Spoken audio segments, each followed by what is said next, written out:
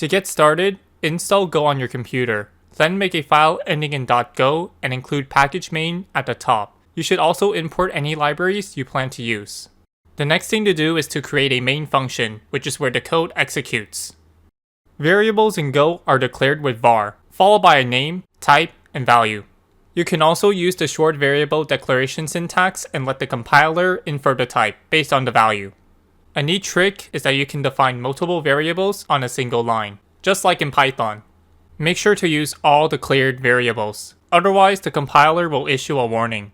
Like any other programming language, Go has if statements, for loops, functions, arrays, and maps. Since Go is similar to C, Go has structs and pointers. After writing your program, open the terminal and compile it by running go run or go build. Thanks for watching and follow for more.